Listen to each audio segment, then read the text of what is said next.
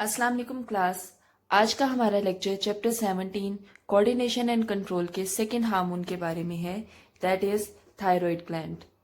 सबसे पहली चीज हम लोग इसकी लोकेशन पे आते हैं। ये कहाँ लोकेटेड है? आपको ये पोर्शन नजर आ रहा है लेरिंग्स, जिसको हम लोग वॉइस बॉक्स भी कहते हैं, इसके बिल्कुल नीचे है। सो it is just below the larynx. Second चीज, अगर हम इसी थायराइड ग्लैंड की बिल्कुल बैक साइड इस तरह टर्न करके देखें तो उसकी बैक साइड के ऊपर आपको पैराथायरॉयड हार्मोन भी नजर आएंगे। और आपको नजर आ रहा है कि ये 2 लूब्स हैं इसकी, तो ये बायलोब्ड है। सेकेंड चीज पे आते हैं हम लोग। ये बेसिकली 2 तरह के हार्मोन्स को सेक्रीट करता है। एक आपके पास आता है थायरोनिन और सेकेंड आपके पास आता है कैल्सिटोनिन। सबसे पहले थायरोनिन को अगर देखा जाए तो इसमें 2 आते हैं। Number 1 is try iodothyronine and tetra iodothyronine. Try iodothyronine से पता लग रहा है नाम से, ट्राई का मतलब है 3 और आयोडो का मतलब आयोडीन। अगर 3 आयोडीन के आपके पास अटैचमेंट होगी तो वो क्या कहलाएगा? Try iodothyronine. और टेट्रा का मतलब है 4, आयोडो का मतलब आयोडीन। तो अगर 4 आयोडीन की अटैचमेंट है थायरोनिन के साथ तो फिर क्या कहलाएगा? Tetra iodothyronine. ठीक है, तो थोड़ा सा कंपोजिशन में फर्क है। चूंकि आपकी इन दोनों के फंक्शन सेम है तो आपकी बुक के अंदर इसको एक ही डिस्कस कर दिया गया है, थायरोनिन। ठीक है, और इनकी जो ये एक्टिव है ये थ्रू आउट द लाइफ होते हैं, इनकी secretion through out the life होती है। अब हम इसके फंक्शन देखते हैं कि बेसिकली कब इनकी सिक्रीशन ज्यादा होती है। तो इसमें 3 तरह के फंक्शन आते हैं। ग्रोथ एंड डेवलपमेंट, जब आपकी ग्रोथ और डेवलपमेंट हो रही होती है तब इसकी सिक्रीशन बहुत ज्यादा हो रही होती है। किसकी? थायराइड ग्लैंड्स की। सेकेंड थायराइड ग्लैंड के हार्मोन्स की। Second sexual maturity. Sexual maturity किसे कहते हैं? आप लोग अगर गौर करें, जब बच्चे छोटे होते हैं, लड़का हो या लड़की हो, आप उनके दरमियान डिफ्रेंसिएशन करना बहुत मुश्किल होता है। लेकिन जैसे जैसे वो बड़े होते जाते हैं तो आहिस्ता आहिस्ता आप प्रॉपर वे में डिफ्रेंशिएट कर सकते हैं उनकी आवाज से, उनके अपीयरेंस से, कि कौन सा बॉय है कौन सा गर्ल है। तो ये कहलाती है सेक्चुअल मेच्योरिटी।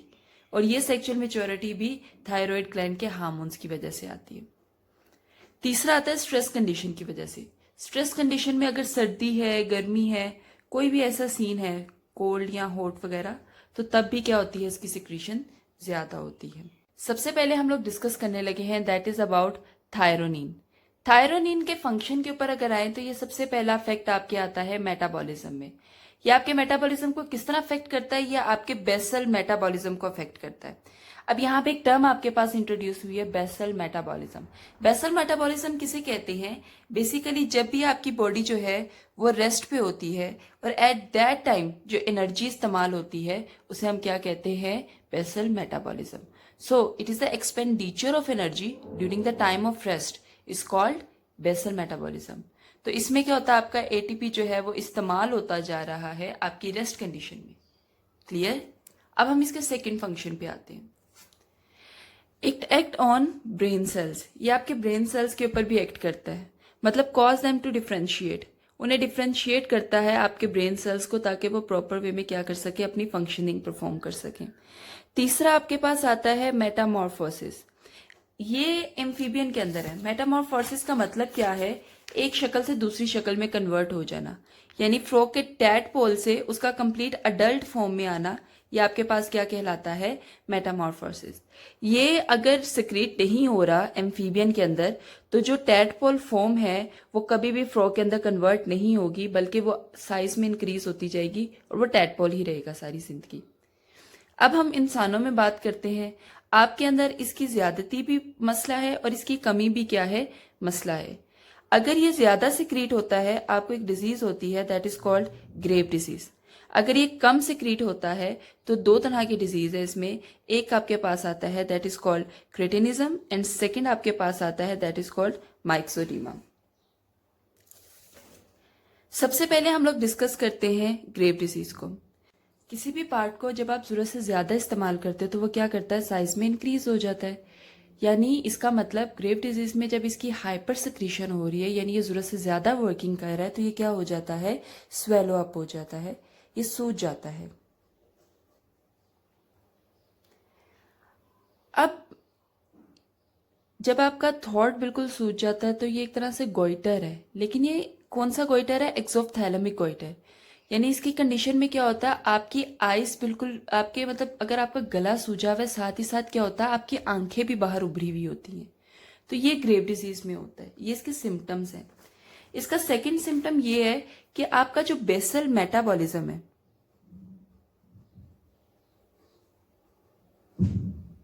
वो ज्यादा हो जाता है। यानी अगर आपका बेसल मेटाबॉलिज्म इंक्रीज किया है, इसका मतलब आपको रेस्ट पे बैठे बैठे क्या होगा, एकदम जरूरत से ज्यादा एनर्जी का इस्तेमाल हो रहा है, तो आपको बॉडी बिल्कुल तपती हुई फील होगी, गर्म फील होगी। जब आपकी बॉडी गर्म फील हो रही है, आपको 24 घंटे ऐसा लगेगा जैसे आपको क्या है, फीवर है। थर्ड थिंग, आपका हार्ट की एक्टिविटी को भी क्या करता है, कंट्रोल कर रहा है। तो इसका मतलब जरूरत से ज्यादा हार्ट की एक्टिविटी को परफॉर्म भी अगर ये करवाएगा तो क्या होगा, हार्ट फेलियर होने के चांसेस हैं। तो आपकी ग्रेव डिजीज में सिंपली क्या हो रही है, 3 सिम्टम्स हैं। सबसे पहला एक्सोप्थैलेमिक गोइटर मतलब आंखों का उभार और आपके गले की सूजन।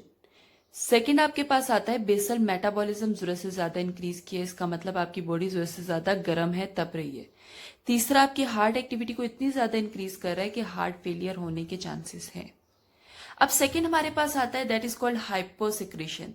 इसमें 2 आते हैं, एक आपके पास आ रहा है क्रेटिनिज्म एंड सेकंड आपके पास आ रहा है माइक्सोडीमा। क्रेटिनिज्म क्या होती है, ये आपके पास कंजेनिटल है, यानी ये पैदाइशी तौर पे है। जैसे ही बच्चा पैदा हुआ उसके अंदर क्या है, आपके पास थायरोनिन की क्या है, कमी है, जिसकी वजह से उसको एक डिजीज होती है that is called cretinism. Cretinism में क्या होता है, ऐसा बच्चा जिसके अंदर शुरू से क्या कहते हैं थायरोनिन की कमी आ रही है, तो वो कोई भी फंक्शन परफॉर्म नहीं कर पाएगा। यानी उसकी ग्रोथ जो है वो प्रॉपर वे में इंक्रीज नहीं कर पाएगी, यानी ग्रोथ उसकी ठीक तरह से नहीं, हाइट उसकी छोटी होगी। सेक्चुअली वो क्या होगा, इतना ज्यादा मिच्योर नहीं हो पाएगा। ठीक है। तीसरी चीज, उसके बालों के ऊपर भी इफेक्ट होता है। इस तरह के बच्चों में स्केंटी हेयर्स होते हैं। स्केंटी हेयर से मुराद है बिल्कुल ना होने के बराबर, बहुत कम इनमें बाल होते हैं। ठीक है, और इनकी स्किन येलोइश होती है। सेकेंड आपके पास आता है दैट इज कॉल्ड माइक्सोडीमा। माइक्सोडीमा किसे कहते हैं, आपके अंदर बेसिकली क्या होती है, थायरोनिन की कमी हो जाती है, जिसकी वजह से आपके अंदर आयोडीन की भी कमी हो जाती है। जब आयोडीन आपके अंदर कम होता है तो इन दैट केस क्या होता है, आपको एक डिजीज होती है दैट इज कॉल्ड माइक्सोडीमा। माइक्सोडीमा में क्या होता है, माइक्सोडीमा में फैट की डेपोजिशन होती है, फैट डिपॉजिट होंगे। इस तरह के बच्चे जो होते हैं ज्यादातर क्या होते हैं, इस तरह के पर्सन क्या होते हैं, बहुत ज्यादा फैटी होते हैं, मोटे होते हैं, वेट बहुत जल्दी गेन करते हैं। और सेकंड चीज, ये मेंटल मेच्योरेशन भी नहीं हो पाती, सो ये मेंटली क्या होते हैं, रिटार्ड होते हैं। तो ये 2 पॉइंट आपने इसके याद रखने हैं, ये माइक्सोडीमा वगैरह सबका।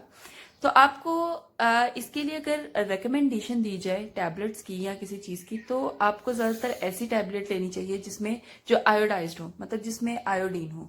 तो माइक्सोडीमा को ठीक किया जा सकता है, बेहतर किया जा सकता है। सेकेंड इसका हार्मोन आपके पास आता है that is called calcitonin hormone. Calcitonin hormone basically कब रिलीज होता है, जब अगर आपकी बॉडी के अंदर कैल्शियम का लेवल जरूरत से ज्यादा है तो ये रिलीज होगा ताकि इसकी डेपोजिशन हो। और अगर आपकी बॉडी ब्लड के अंदर कैल्शियम का लेवल कम है तब ये सप्रेस होगा। इसका मतलब क्या है, इसका बेसिक काम क्या है, ब्लड से बोन तक आपके कैल्शियम को लेके जाना और डिपॉजिट करना। तो इसका फंक्शन क्या है, ये डिक्रीज करता है कैल्शियम को आपके ब्लड में से और डिपॉजिट करता है कहाँ पे, आपके बोन में। इसकी ज्यादती या कमी भी एबनॉर्मेलिटी कॉज कर सकती है, क्योंकि हमें पता है कैल्शियम बहुत ज्यादा इंपॉर्टेंट है। बेशक वो मसल कॉन्ट्रैक्शन हो, बेशक आपके क्या कहते हैं स्केलेटन का कोई भी हो पार्ट, उसके लिए कैल्शियम बहुत इंपॉर्टेंट है। अगर हम मसल की बात करें, मसल को अपनी कॉन्ट्रैक्शन के लिए, रिलैक्सेशन के लिए कैल्शियम आयन की जरूरत है। तो अगर कैल्शियम प्रॉपर वे में मौजूद नहीं होगा आपकी बॉडी के अंदर तो ये मसला कॉज कर सकता है। आपके ब्लड को अगर जरूरत से ज्यादा कैल्शियम हो रहा है आपके ब्लड के अंदर या कम हो रहा है, तो किडनी स्टोन्स वगैरह आप लोग पढ़कर आए हुए हैं, तो ये उसमें ये प्रॉब्लम कॉज कर सकता है। अगर आपकी स्केलेटन के अंदर कैल्शियम की कमी है तो इसका मतलब आपकी बोन वीक होंगी। नर्व इम्पल्स के अंदर भी आप लोगों ने पढ़ा था कि नर्व इम्पल्स के अंदर बेसिकली क्या होता है, कैल्शियम जो है वो बहुत ज़्यादा इंपॉर्टेंट पार्ट है उसका भी, इसकी ट्रांसफर के लिए। तो आज के लिए बस इतना ही लेक्चर, होप सो आपको समझ आया होगा। अगर फिर भी आपका कोई क्वेश्चन है you can ask me in comment section. Thank you so much. Allah Hafiz.